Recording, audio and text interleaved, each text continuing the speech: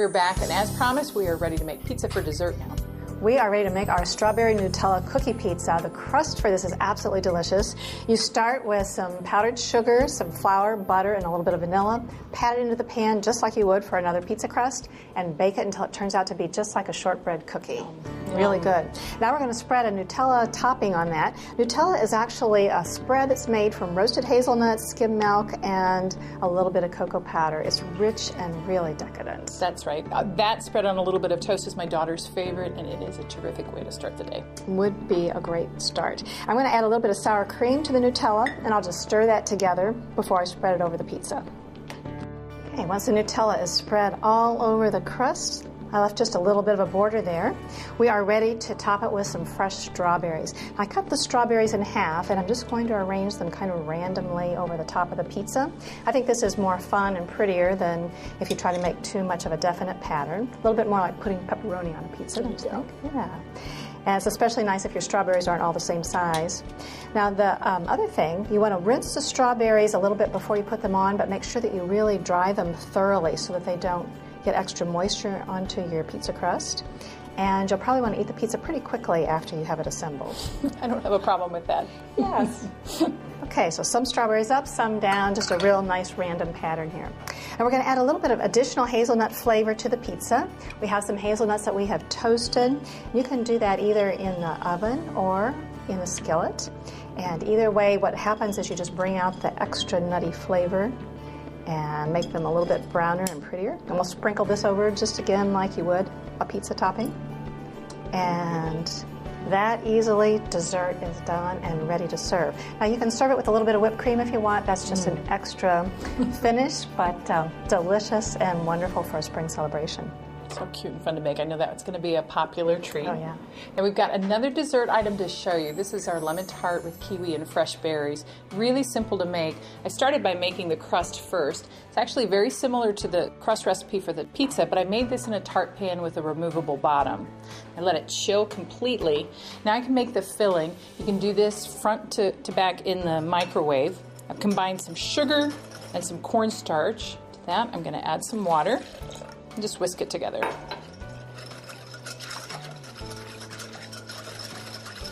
Okay. Now this is going to go into the microwave to cook for about 3 minutes. You want to stir it occasionally, and it should be nice and thick when it's done.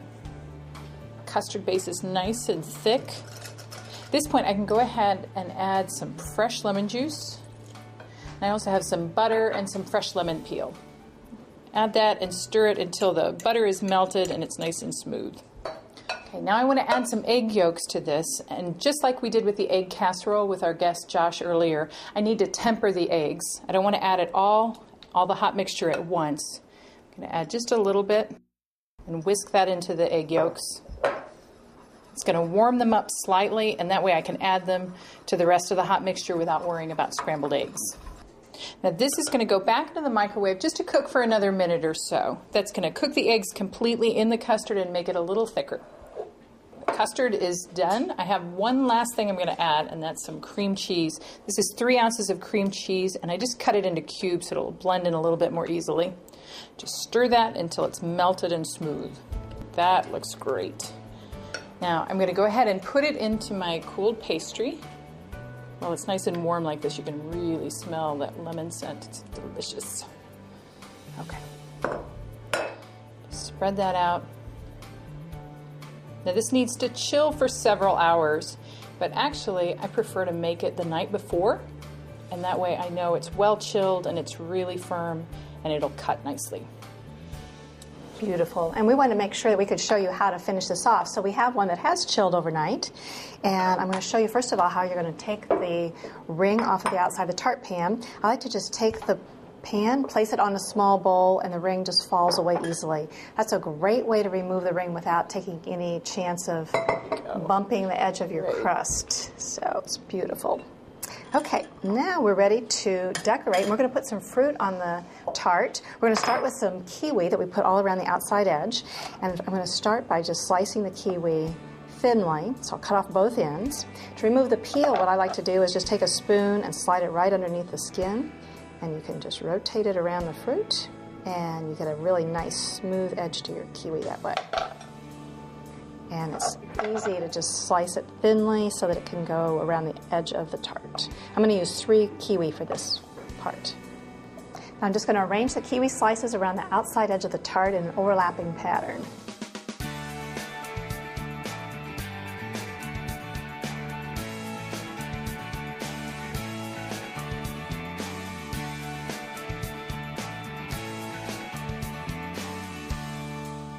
That isn't that beautiful? It looks like spring, doesn't it? Adds a real pop Yes. of color to that. I like it. Now we're going to garnish the center with some fresh berries. I've just got blackberries, blueberries, and raspberries. Just pick whatever looks pretty.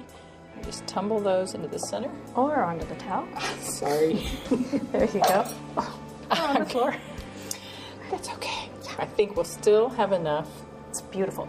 I actually like when the blueberries kind of make their way over to the kiwi. Pretty. Now we've got one little finish, and that's some powdered sugar. Just dust that over the top. Very nice.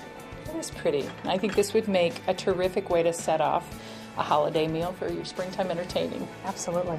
Now we can't go away without showing you one more idea, and that's our cake pops for spring. Now, in the magazine, you're going to find the recipe for these cake pops. They're popping up everywhere. You see them in restaurants and all kinds of places, and they're delicious, fun to make. We have a chocolate, a lemon, and a coconut flavored one, and lots of ideas for how to decorate them. That's right. You can always check out Dierbergs Bakery. They have seasonal decorating jimmies that you can use to decorate the cake pops and make them really easy and festive. And in the magazine, you're going to find step-by-step directions for how to make the cake pops and also how to decorate them all these different ways. So be sure you check that out. In fact, all the recipes that we've done tonight and a whole lot more are in the March Everybody Cooks. We're so glad that you tuned in. We hope you'll enjoy some of these recipes for your spring celebrations. Good night.